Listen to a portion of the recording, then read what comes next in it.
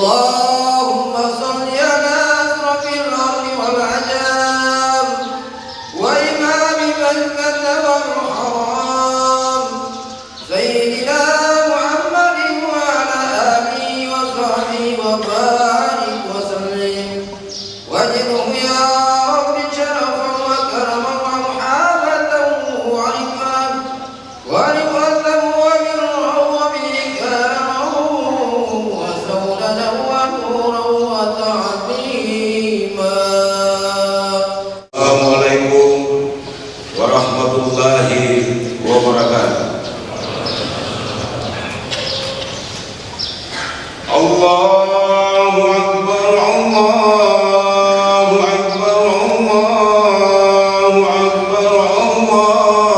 Allahu Akbar, Allahu Akbar. La ilaha illallah, Allahu Akbar, Allahu Akbar, walillahil hamd.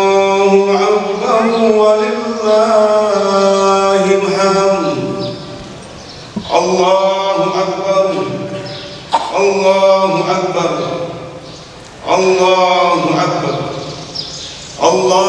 Akbar, Allahu Akbar, Allahu Akbar, Allahu Akbar, Allahu Akbar, Allahu Akbar, Allahu Akbar.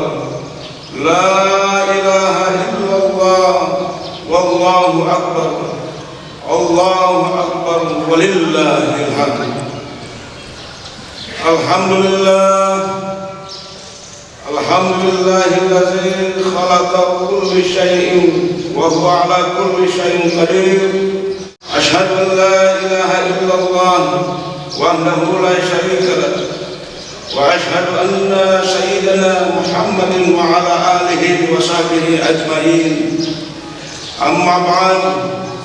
Wa ya ayyuhan nas usikum wa nafsi ittaqullah haqqa tuqatih wa la tamutunna illa wa antum muslimun. Qala Allah ta'ala fi kitabihil karim, a'udzu billahi minasy syaithanir rajim. Bismillahirrahmanirrahim. Inna a'tainakal kautsar fashalli li rabbika wanhar inna syani'aka huwal abtar. Ma'asyiral muslimin wal muslimat, jamaah salat Id Idul Adha rahimakumullah. Syukur alhamdulillah pelaksanaan salat Idul Adha tahun ini di seluruh dunia dan khususnya kita di sini yang sebelumnya penuh dengan ketidaknyamanan akibat pandemi COVID-19. Alhamdulillah pada tahun ini meskipun dengan protokol kesehatan, namun telah diizinkan untuk seluruh masjid, musalla, bahkan lapangan terbuka untuk seluruh umat Islam melaksanakan ibadah salat Idul Adha. Demikian pula musim haji tahun ini, ibadah haji sudah mulai dibuka kembali meskipun terdapat pengurangan jumlah dan pembatasan usia bagi jamaah haji. Hal ini patut kita syukuri karena nilai dan semangat ibadah haji dan hari raya Idul Adha, Idul Kurban akan terus tumbuh dan dirasakan oleh umat Islam tanpa rasa cemas dan khawatir. Semuanya merupakan izin Allah Subhanahu wa ta'ala. Salam dan salawat kita naikkan kepada Nabi junjungan kita Muhammad sallallahu alaihi wasallam atas segala yang telah diperjuangkannya Islam ad-din di muka bumi yang mana ini, dan kita doakan kepada seluruh sahabat dan keluarganya, dan insya Allah kepada kita semua sebagai melaksanakan titah Nabi Muhammad sallallahu alaihi wasallam sampai akhir hayat. Allahu Akbar, Allahu Akbar, Allahu Akbar, walillahil hamd. Bila ditinjau dari aspek filosofis, historis, sosiologis, ibadah kurban atau Idul Adha merupakan perintah Allah Subhanahu wa taala melalui Nabi Ibrahim alaihi salam untuk sang putra Nabi Ismail alaihi salam. Ketika Nabi hendak menyembelih anak semata wayang yang sangat disayangi ini, Allah kemudian menggantinya dengan seekor domba, dan domba itulah yang akhirnya disembelih oleh Nabi Ibrahim alaihi salam. Allah Subhanahu wa taala berfirman dalam Quran surat As-Saffat ayat 106, wa fadainahu bizibhin adhim inna hadza lahuwal bala'ul mubin. Sesungguhnya perintah penyembelihan itu merupakan ujian yang berat, dan kami tebus anak itu dengan seekor sembelihan yang besar. Demikianlah latar belakang syariat kurban yang senantiasa kita laksanakan setiap tanggal 10 sampai 13 Zulhijjah, yang diperintahkan oleh Allah dan diteruskan sebagai ajaran Islam yang dituntunkan oleh Nabi Allah Muhammad SAW. Ada 4 makna yang sangat esensial yang dapat dipetik dari ajaran kurban ini. Yang pertama, kita dididik untuk ikhlas dan rela berkorban dengan memberikan sesuatu yang kita cintai kepada orang lain. Logikanya, memberikan sesuatu yang tidak dicintai bukan esensi ajaran kurban yang dituntun oleh agama. Sesuatu yang kita tidak cintai adalah merupakan sesuatu yang sia-sia dan kurang bernilai di mata Allah Subhanahu wa taala. Yang kedua, Idul Kurban adalah simbol tentang kepedulian seseorang kepada orang lain, simbol kepedulian sosial. Idul Kurban adalah lambang kepedulian sosial. Kepedulian seseorang kepada orang lain merupakan pertanda adanya kebersamaan, kesetiakawanan dan solidaritas sosial yang kuat. Apabila kepekaan sosial ini luntur atau hilang, maka solidaritas dan kesetiakawanan sosial juga akan luntur dan lenyap. Apabila ini terjadi, maka tidak mustahil akan terjadi kecemburuan sosial yang pada gilirannya akan menimbulkan gejolak di dalam kehidupan masyarakat kita. Hal ini akan mengakibatkan terjadinya disharmoni dan disintegrasi sosial yang tentunya akan berdampak buruk dalam kehidupan politik, ekonomi, dan sosial budaya dalam kehidupan masyarakat kita berbangsa dan bernegara.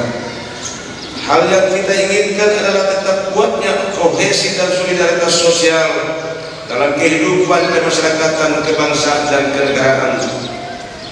Jiwa dan semangat berkorban tetap kita pupuk dalam rangka merealisasikan motivasi dan etos berkorban. Motivasi dan etos berkorban seperti ini sangat sejalan dengan nilai dan semangat filosofi masyarakat di negeri kita, yakni Fagogor, yang harus terus kita tumbuhkan dan internalisasikan dalam kehidupan kita. Ngaku rasai, budi bahasa, sopan hormat. Nilai-nilai ini bersifat universal yang berbentuk sebuah karakter manusia yang memiliki ikatan batin antara satu dengan yang lainnya tanpa memandang bulu, baik yang hidup di masyarakat Medan, yang hidup di Patani dan Pulau Gede, termasuk seluruh anak negeri yang datang dari Nusantara yang hidup di sini. Semua adalah kita bersaudara. Nilai dan spirit Fagogor telah menjadi epicentrum jiwa dan rasa kita dalam rangkaian tirai silaturahmi antar sesama. Fagogor mengajarkan kita tentang kebersamaan. Fagogor mengajarkan kita saling menghargai, dan Fagogor saling mengajarkan kita tentang solidaritas yang kuat antar sesama. Dan Fagogor mengajarkan kita untuk tetap menerima siapa saja yang hadir di bumi Fagogor ini, saling mengisi dan sadar akan lingkungan sekitar sebagai sunnatullah. Allahu Akbar, Allahu Akbar, Allahu Akbar, walillahil hamd. Ketiga, kurban mengajarkan kepada kita untuk bersikap dermawan, tidak kikir. Ibadah kurban mendidik kita untuk peduli dan mengasah sikap sosial kita. Persyaratan hewan kurban yang sangat ketat sesungguhnya merupakan tuntunan agar kita memberikan yang terbaik untuk sesama manusia. Allah Subhanahu wa taala berfirman dalam Al-Qur'an, lan tanalul birra hatta tunfiqu mimma tuhibbun wa ma tunfiqu min syai'in fa innallaha bihi alim. Kamu sekali-kali tidak sampai kepada kebaikan yang sempurna sebelum kamu rela menafkahkan sebagian harta yang kamu sendiri sangat mencintai. Dan apa saja yang kamu nafkahkan, maka sesungguhnya Allah mengetahuinya. Al-Imran ayat 92. Dan yang keempat adalah ajaran kurban mendidik dan menuntun kita menjadi sosok pribadi yang bertakwa, yaitu sosok pribadi yang beriman, beramal, berkarya dan bertakwa kepada Allah Subhanahu wa taala. Esensi ajaran kurban sebenarnya bukan terletak pada hewan kurban, daging dan darahnya dari hewan yang disembelih, tetapi terletak pada keimanan, kerelaan, ketulusan, keikhlasan dan ketakwaan seseorang dalam melaksanakan perintah Allah, perintah kurban itu. Hal ini ditegaskan dalam Al-Quran surat Al-Had ayat 37 yang artinya daging hewan kurban dan darah itu sekali-kali tidak akan sampai kepada Allah Subhanahu wa taala, tetapi yang sampai kepadanya adalah ketakwaan kamu. Demikianlah dia menundukkan untukmu agar kamu mengagungkan Allah atas petunjuk yang dia berikan kepadamu, dan sampaikanlah kabar gembira kepada orang-orang yang berbuat baik. Dalam ajaran kurban tersebut terdapat makna simbolik yang sangat mendalam. Sesuatu yang diterima dan sampai kepada Allah bukanlah darah dan daging hewan kurban yang disembelih tersebut, tetapi takwa orang yang melaksanakan perintah kurban secara sosial. Secara sosial, Idul Kurban dimaknai sebagai pemberian daging kepada kaum yang lemah, kaum duafa. Namun secara mental spiritual, Idul Kurban harus dimaknai sebagai manifestasi dan realisasi ketakwaan seseorang kepada hamba Allah Subhanahu wa taala.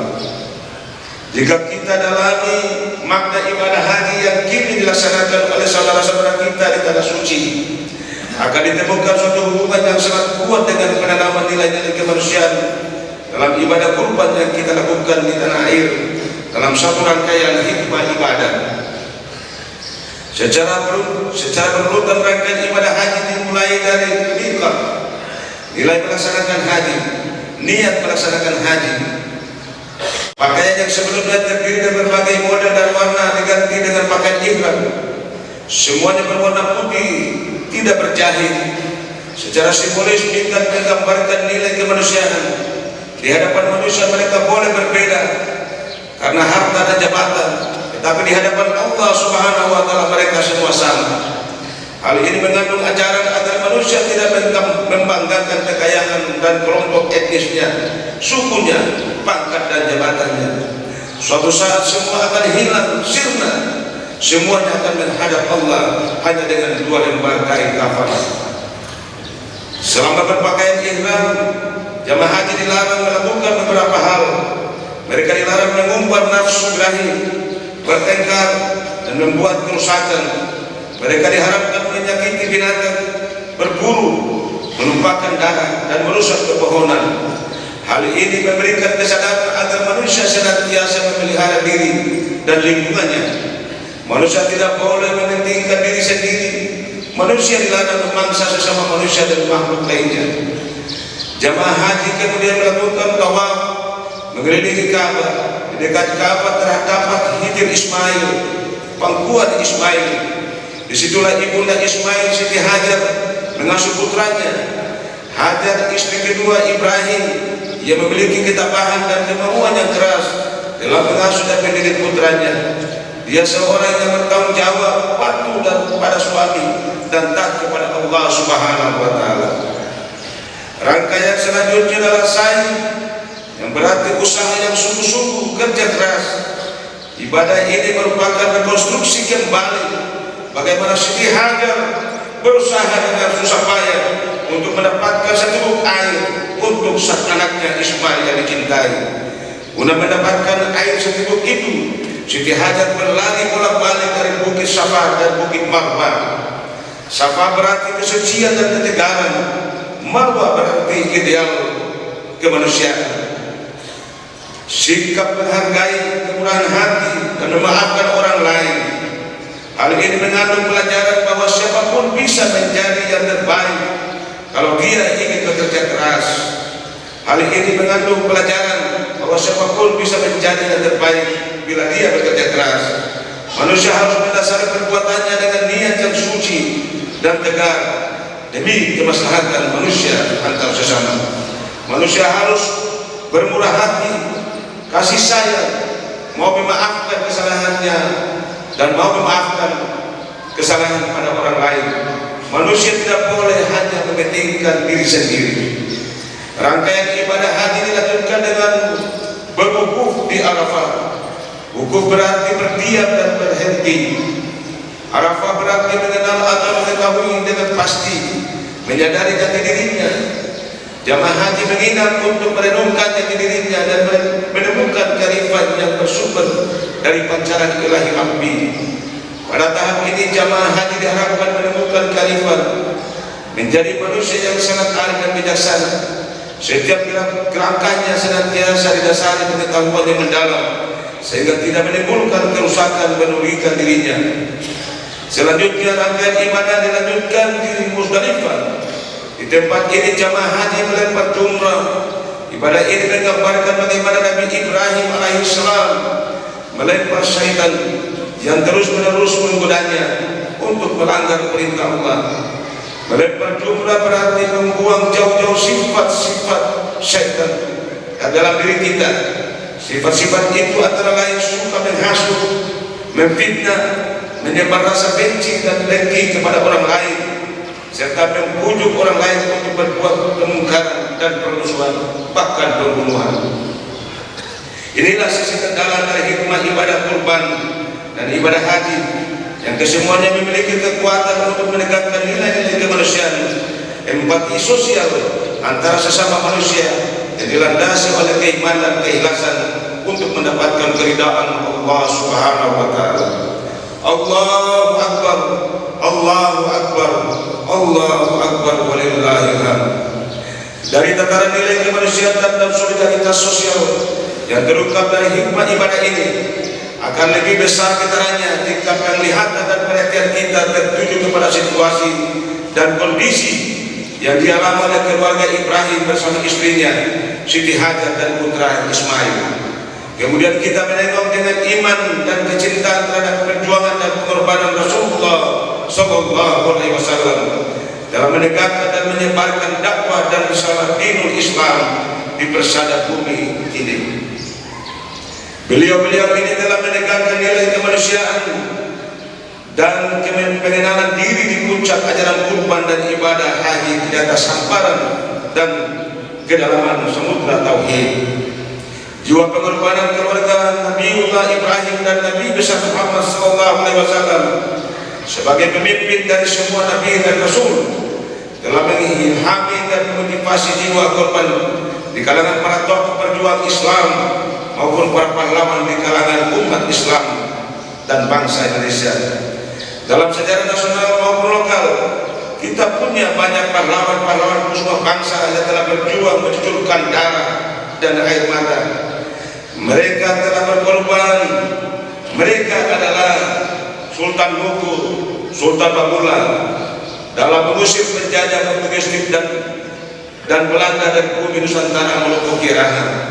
Bagaimana pula pengorbanan heroik dari tokoh pejuang merah putih Haji Salahuddin bin Talahuddin yang secara lantang menentang kaum penjajah di Jazirah Halmahera. Para tokoh ini telah mengorbankan jiwa raganya, harta dengan darah dan air mata, dan mempertahankan merah putih untuk tetap berkibar di angkasa raya. Bagaimana pula pengorbanan para pemimpin kita di daerah dalam mengorbankan jiwa dan raga dan menata pemerintahan, pembangunan dan pelayanan masyarakat yang tak kenal siang maupun malam. Bagaimana pula pengorbanan seorang ibu di saat melahirkan anak sejatuh hati belayan jiwa. Ibu berjuang di antara hidup dan mati. Di tengah sakit dan perih yang bertambah-tambah, sang ibu masih melemparkan senyum ikhlas di saat menyaksikan anak tercinta dilahirkannya. Begitu juga pengorbanan seorang ayah dalam mencari nafkah untuk anak, istri dan keluarganya. Tak peduli terik matahari yang membakar dirinya, tak peduli dengan gelombang laut yang menghadangnya, tak menghiraukan hujan yang menggigit. Ia mengorbankan segalanya demi makan, minum, pakaian, tempat tinggal, biaya sekolah dan berobat anak dan istrinya. Bagaimana pula pengorbanan seorang guru di depan kelas, mengajar dan menuntun anak didik mereka dengan tulus dan ikhlas, dan masih banyak lagi pengorbanan sebagai inspirasi jiwa dan semangat korban keluarga Nabiullah Ibrahim dan Nabi besar Muhammad SAW. Tugas kita hari ini bagaimana membalas pengorbanan beliau-beliau para nabi kita dengan rasa hormat dan cinta kita yang mendalam, pengabdian dan bakti kita tanpa batas sepanjang nafas di kandung badan untuk melanjutkan perjuangan dan pengabdian mereka para nabi, baik dalam kehidupan keluarga, masyarakat, umat dan bangsa Indonesia. Di samping itu kita juga tidak boleh lupa keberhasilan perjuangan pengabdian dan pengorbanan mereka juga tidak terlewat dari semangat persaudaraan di kalangan mereka sesama umat Islam. Mereka terus menjaga persatuan dan kesatuan untuk mencapai kesuksesan dengan semangat kemanusiaan yang tinggi. Inilah ajaran Islam yang dipatrikan oleh Nabi SAW, bahwa umat Islam adalah ibarat satu tubuh. Apabila salah satu dari anggota tubuh kita sakit, maka sakitlah seluruh tubuh. Di sini pula terdapat ujian keimanan seorang hamba atas solidaritas sesama umat. Nabi menyatakan, la yu'minu ahadukum hatta akunna yuhibbu ahlihi ma yuhibbu li nafsihi. Tidak sempurna iman seorang sampai ia lebih mencintai saudaranya daripada mencintai dirinya sendiri. Allahu Akbar, Allahu Akbar, Allahu Akbar, walillahil hamd. Dari seluruh rangkaian khutbah di atas kita tarik hikmah Idul Kurban dan rukun haji antara lain. Satu, kita harus memperbaiki ibadah kita karena mungkin selama ini ada kekurangan atau belum sempurna kita melaksanakan ibadah dengan baik. Yang kedua, kita harus berbanyak istighfar, mohon ampun kepada Allah Subhanahu wa taala karena sungguh banyak dosa-dosa yang kita lakukan, dan saat ini harus kita tunaikan kewajiban untuk tegaknya Islam dan kita beribadah demi sempurnanya ibadah kita. Dan yang ketiga adalah kita perbaiki hubungan kita, hubungan sekeluarga, teman, sahabat, dan masyarakat luas. Harus kita perbaiki hubungan kita agar tertib sosial dan tertib hubungan antar sesama. Dan yang keempat adalah kita perbanyak sedekah. Sedekah adalah salah satu wujud kepada kepedulian. Sedekah adalah salah satu wujud kepedulian kita terhadap sesama manusia dan alam sekitar. Dan yang kelima adalah kita harus berlomba-lomba menjadi contoh terbaik dalam masyarakat kita dengan mempelopori fastabiqul khairat. Kita harus memperjuangkan hal-hal baik di tengah-tengah masyarakat. Marilah sesuai dengan hikmah ibadah kurban dan ibadah haji di hari raya Idul Adha sebagai hari raya akbar, mari kita saling memaafkan kesalahan antar satu dengan yang lain secara tulus. Tetaplah bersatu padu dalam semangat kurban dan ibadah haji. Di hadapan kita masih terbentang tanggung jawab kemanusiaan dan peradaban di bumi Pagogoru, bahkan secara luas di Maluku Utara, yang harus kita ikhtiarkan bersama-sama. Dengan begitu maka negeri ini akan tetap berada di bawah pancaran baldatun thayyibatun rabbul ghafur. Allahu Akbar, Allahu Akbar, Allahu Akbar, walillahil hamd.